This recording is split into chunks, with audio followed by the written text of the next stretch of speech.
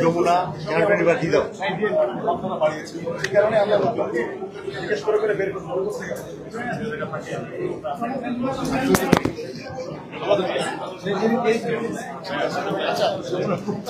আপনারা সবাই জানেন বেশ কিছুদিন ধরে ঢাকা শহরের বিভিন্ন স্থানে বিভিন্ন সন্ত্রাসী কার্যক্রম হচ্ছে, বিশেষ করে ছিনতাই, চাঁদাবাজি এবং বিভিন্ন কিশোর গ্যাংয়ের শোডাউন হচ্ছে এবং আমরা অনেক আসামিকে গ্রেপ্তার করতে পেরেছি এবং বিভিন্ন সময় আমরা আসামিদের কাছ থেকে এরকম সামুরাই সদৃশ বিভিন্ন জিনিস আমরা দেখতে পেরেছি, দেশীয় অস্ত্র, এবং আপনারাও বিভিন্ন সিসিটিভি ফুটেজের মাধ্যমে এবং বিভিন্ন ভিডিও ধারণকৃত ভাইরাল ভিডিওর মাধ্যমে দেখেছেন যে এগুলো দ্বারাই মেইনলি বিভিন্ন লোকজনকে জখম করা হয়, ছিনতাই করা হয় এবং লোকজনকে আহত নিহত করা হয়েছে।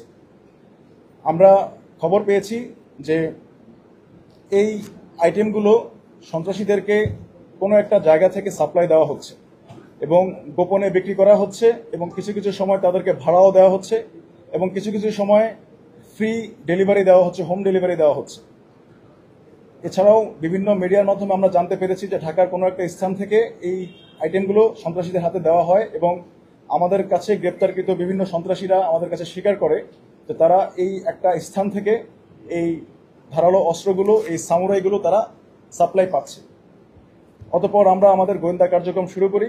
গত কয়েকদিন ধরে আমাদের বিভিন্ন গোয়েন্দার মাঠকর্মীরা নিজেরা বিভিন্ন জায়গায় গিয়ে রেকি করে এবং কনফার্ম হয় যে এই এই স্থানগুলোতে এই ধারালো অস্ত্রগুলো পাওয়া যাবে।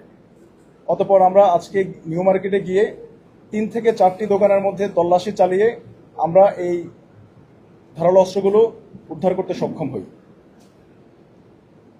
এখানে উল্লেখ্য যে এই যে আইটেমগুলো আছে এগুলো কিন্তু মানে কাইন্ড অফ গোপনে বিক্রি করা হচ্ছে, সাপ্লাই দেওয়া হচ্ছে। তারা ডিসপ্লেতে রাখেনি জিনিসগুলো, উপরে বিভিন্ন কিচেন আইটেম রেখে ভিতর থেকে গোডাউন থেকে এগুলো তারপরে সাপ্লাই দেওয়া হয়। আজ আমরা এই কাজে জড়িত হিসাবে 9 জনকে গ্রেপ্তার করতে পারি।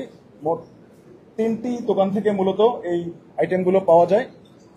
এখন এই ক্ষেত্রে আমি আমাদের ব্যবসায়ী সমাজের প্রতি একটা অনুরোধ করব, সেটি হচ্ছে আপনারা কেউ এই ধরনের সামুরাই, চাপাতি বা ধারালো অস্ত্র বিক্রি করবেন না।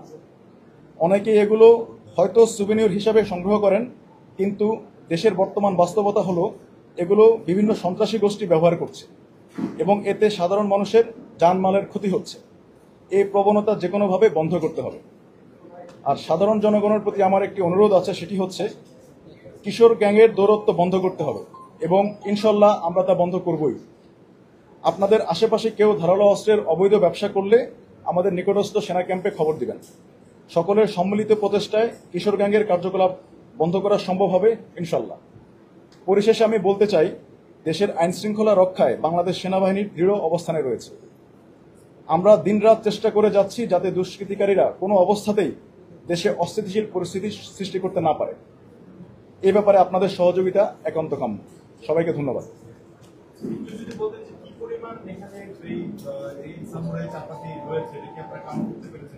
আমরা এখন পর্যন্ত কাউন্ট করে প্রায় 1100-র মতো পেয়েছি সামুরাই এবং চাপাতি, যেটা দিয়ে বিভিন্ন সময় সন্ত্রাসী কার্যক্রম সন্ত্রাসীরা করে থাকে। এখন পর্যন্ত 1100 পেয়েছি। আরো 2-1টি বক্স কার্টুন আছে যা এখনো খোলা হয়নি, খুলে আমরা ফাইনাল সংখ্যাটা বলতে পারবো। আইটেমগুলো আইনগতভাবে বৈধ। এই সাইজের সামুরাই এটা আসলে গৃহস্থলের কি কাজে লাগে এটা আমি এখনো নিশ্চিত না। তো আমরা গত কয়েক মাস ধরে লক্ষ্য করতে পেরেছি বিভিন্ন সন্ত্রাসীরা এই ধরনের দেশীয় অস্ত্রটাই বেশি ব্যবহার করে থাকে। তো সেই কারণে আমরা আসলে বিভিন্ন সন্ত্রাসীর কাছ থেকে যখন গ্রেপ্তার করি, ইনিশিয়াল স্বীকারোক্তিতে তারা স্বীকার করেছে যে তারা এই জিনিসগুলো খারাপ কাজের জন্য ব্যবহার করে আসছে এবং তারা গোপনে এগুলো বিক্রি করছে।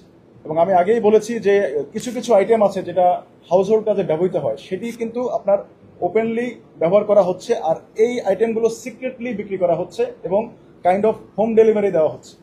এবং এই আইটেমগুলো কিন্তু আমরা যেটা দেখেছি যে খুব বেশি দিন ধরে তাদের কাছে ছিল তা না। রিসেন্টলি গত 3-4 মাস ধরে এগুলো বিশাল আকারে মজুত করা হয়েছে এবং এগুলো বিভিন্ন সন্ত্রাসীদের হাতে দেখা যাচ্ছে। এবং আপনি দেখতে পাচ্ছেন যে এগুলো কিভাবে হোম ডেলিভারি দেওয়া হয়। এগুলো একটা বক্সে করে সুন্দর করে বক্সের কাভারে থাকে হচ্ছে আপনার ছোট হাউস হোল্ড নাইফ, বাট ভিতরে থাকে হচ্ছে এই জিনিসগুলো। এগুলো হোম ডেলিভারি বিশেষ করে আপনার সন্ত্রাসীদেরকে দেওয়া হয় এবং যারা কিশোর গ্যাং যারা তাদের কাছে দেওয়া হচ্ছে। আর আপনি একটা প্রশ্ন করেছেন যে তাদের সাথে সন্ত্রাসীদের যোগ সাজস আসে কিনা, সেটা আমি এখনই নিশ্চিত করে বলতে পারবো না। এটার জন্য অধিকতর তদন্তের প্রয়োজন হবে। আমরা এগুলো সবকিছু পরবর্তী আইনি প্রক্রিয়ার জন্য ডিবি পুলিশের কাছে হস্তান্তর করব। তারা যাচাই বাছাই করে নিশ্চিত করে বলতে পারবেন যে তাদের এখানে কতটুকু ইনভলভমেন্ট আছে।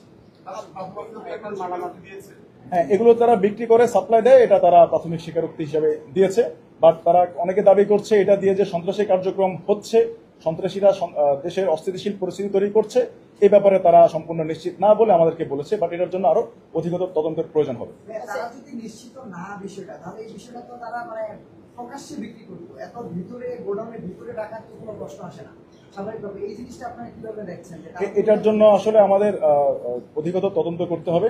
আমাদের যাদের কাছে আমরা এটা হস্তান্তর করব ওনারা এটা তদন্ত করে তারপরে তদন্ত প্রতিবেদন দিবে। এটা এখনই তো অবশ্যই দেশের বাইরে থেকে আসে এবং এটার জন্য তো একটা এক্সপোর্ট ইম্পোর্ট একটা বিষয় থাকে। এটা তো মানে রাজস্ব ফাঁকিতে আর কোনো সুযোগ নেই অনেকাংশে। সেক্ষেত্রে এটা তো মানে অবশ্যই ভ্যাট ট্যাক্স দিয়ে নিয়ে আসছে, সেক্ষেত্রে এটা ফাইন্যান্স কারা করছে এমন কিছু? আসলে এটা ইম্পোর্ট করে এসেছে নাকি কোনো এক দেশের কোনো লুকায়িত কোনো কারখানায় ফ্যাক্টরিতে তৈরি হচ্ছে, এটা এখন আমরা নিশ্চিত হতে পারিনি। এজন্য এটার জন্য আরো তদন্তের প্রয়োজন হবে। কত কোটি টাকার মালামাল বা কত টাকার মালামাল হিসেবে আপনার ওইটা আমরা এখনো নিরূপণ করিনি। আচ্ছা, একটি বিষয়, বিভিন্ন সময় আমরা যে মোহাম্মদপুর এলাকায় এখানে কিশোর গ্যাং উৎপাত দেখি এবং অস্ত্রের ব্যবহারও দেখি, এবং থানা লুট, গণভবন লুট সব বিভিন্ন অস্ত্র মিসিং আছে।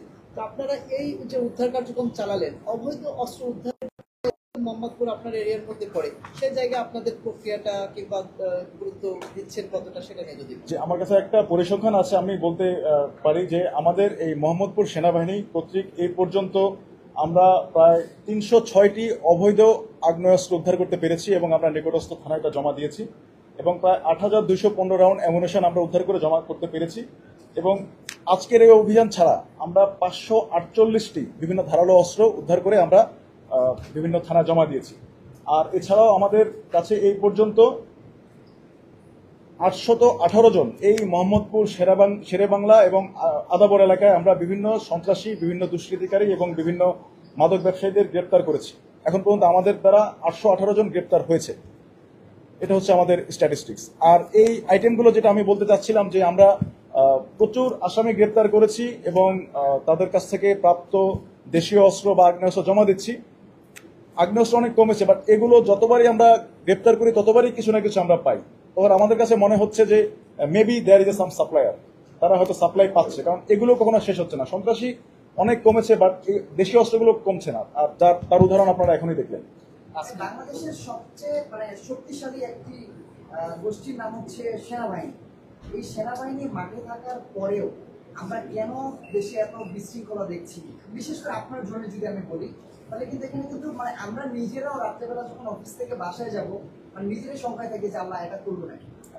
বিষয়টা কিন্তু এমন হয়, কিন্তু সেনাবাহিনী মাঠে থাকা অবস্থায়ও পুলিশ আছে, সেখানে এনএসআই, ডিজিএফআই থেকে শুরু করে বিভিন্ন গোয়েন্দা সংস্থা কাজ করছে, তবুও কেন মানে আইন শৃঙ্খলা ঠিক হচ্ছে? আপনি যদি পরিসংখ্যান দেখুন, আপনি গত বছরের অক্টোবর পর্যন্ত যে পরিমাণ ক্রাইম আপনি মোহাম্মদপুর এলাকায় দেখেছেন, এখন কিন্তু অনেকটাই কমেছে এবং আমরা কিন্তু অনেক আসামি ধরতে পেরেছি। এবং আপনি যেটা বললেন ছিনতাই, গতকালকেও আপনি নিউজ পাবেন, গতকালকেও আমরা সিসিটিভি ফুটেজ দেখে 2 জন ছিনতাইকারীকে ধরতে পেরেছি, যারা একজনের মোটরসাইকেল ছিনতাই করেছিল এবং ভুক্তভোগী কিন্তু মোটরসাইকেল ফেরত পেয়েছে।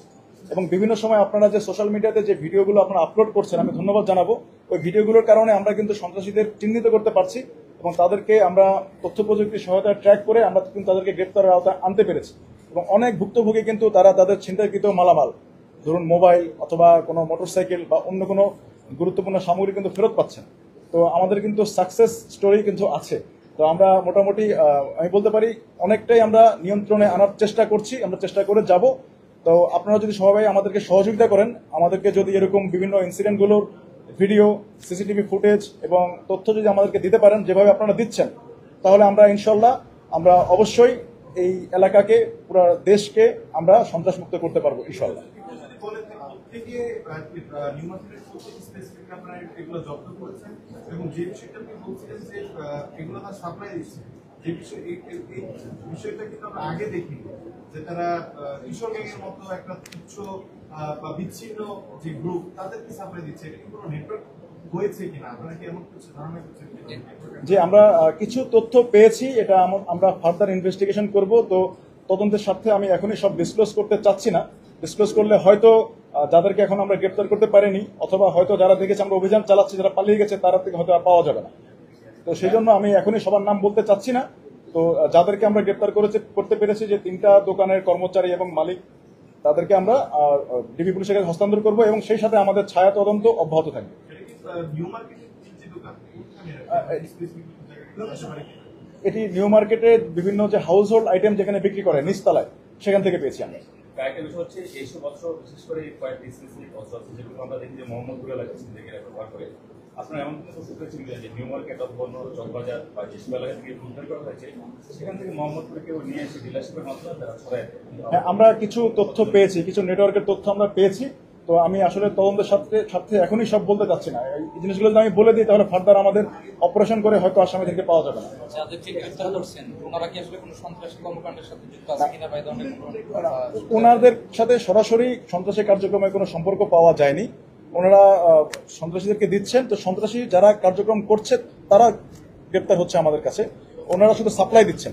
এখন ওনাদের সাথে এটার সম্পর্কটা কি, এটা আমাদেরকে আরেকটু চিন্তা করে ইনভেস্টিগেট করে বের করতে হবে। পুলিশ তো আসলে মাঠ পর্যায়ে কাজ করে, তো আপনারাও আছেন ফিল্ডে, তো পুলিশের সাথে আপনাদের কোনো সমন্বয়হীনতার গ্যাপ আছে কিনা যে অপরাধ নিয়ন্ত্রণের ক্ষেত্রে? আসলে আমি বলবো পুলিশের সাথে আমাদের সমন্বয়ের কোনো গ্যাপ নেই। পুলিশ আমাদেরকে সর্বোচ্চ সহায়তা করছেন, কারণ আমরা এই আইটেমগুলো ধরে অ্যারেস্ট করে জব্দ করে পুলিশের কাছেই দিব। পুলিশ এগুলো সঠিক পেপার ওয়ার্ক করে এটা কোর্টে উপস্থাপন করবেন এবং আপনারা দেখতে পাচ্ছেন যে অনেকেই কিন্তু জেলে গেছে, অনেকে দণ্ডিত হয়েছেন। এই কাজগুলো পুলিশ করে এবং পুলিশ আমাদেরকে যথেষ্ট সহায়তা করছে। পুলিশের সহায়তার কারণে কিন্তু আমরা অনেকটা আইনশৃঙ্খলা পরিস্থিতি নিয়ন্ত্রণে আনতে পেরেছি। এ ঘটনায় কোনো মামলা হয়েছে? এখনো হয়নি, এটা হয়তো হবে। এটা ডিবি পুলিশ কর্তৃক এটা করা হবে। ঠিক আছে, thank you. Thank you very much. Sorry.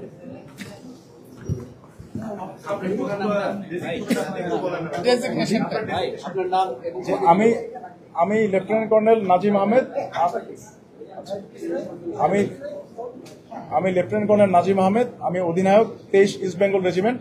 আর আমাদের মোহাম্মদপুর, শেরেবাংলা এবং আদাবর এই সেনাবাহিনীর দায়িত্বে আমি আছি।